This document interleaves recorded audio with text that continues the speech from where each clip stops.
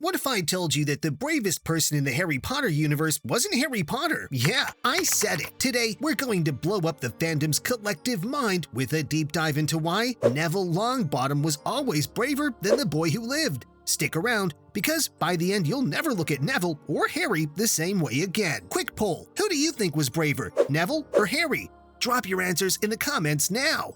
Let's start with a twist straight out of Dumbledore's pensieve. Neville could have been the chosen one. The prophecy said, born to those who have thrice defied him, born as the seventh month dies. Both Harry and Neville fit. Voldemort chose Harry, which turned him into the boy who lived, aka the chosen one. But what if he'd chosen Neville? Would he have survived? Here's the kicker. Neville faced a lifetime of adversity without the fame, the friends, or the magical plot armor. That's raw courage.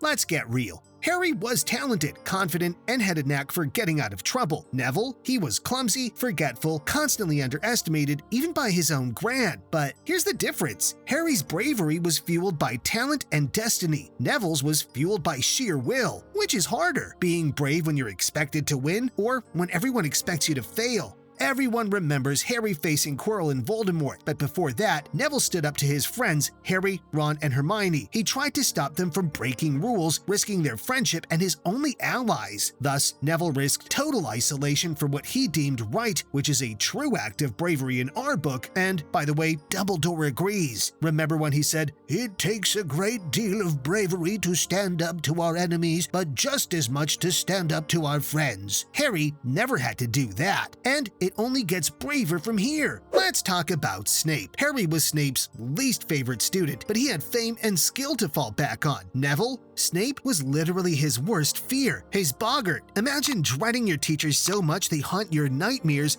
and still showing up to class every day. Neville never quit, never transferred, never stopped trying. Neville may have still had his parents, but his backstory is no less tragic than Harry's, and here's where Neville's courage goes next level. Harry's parents died as heroes. He never knew them. Neville's parents were tortured into insanity. Every Christmas, Neville visited them at St. Mungo's, knowing they wouldn't recognize him. He kept loving them, kept hoping, kept showing up. That's a different kind of bravery, loving without hope of return. And it is precisely this pain that fueled Neville and caused him to use his father's wand as a tribute, which actually caused him greater difficulties, as discussed in our Wand Lore series.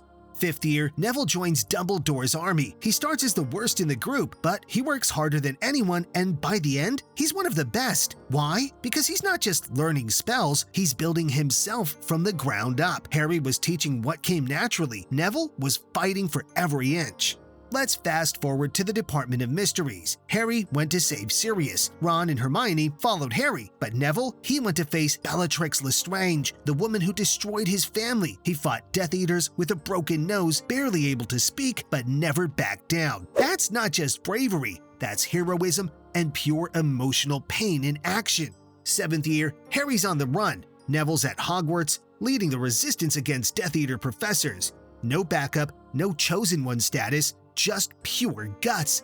He keeps Dumbledore's army alive, inspires terrified students, and stands up to Carrow and Snape. He becomes the symbol of hope at Hogwarts, the beacon of light in dark times. He embodies what Dumbledore tried to teach when he said, "Happiness can be found even in the darkest of times if one only remembers to turn on the light." And his stance against the Dark Lord does not end there.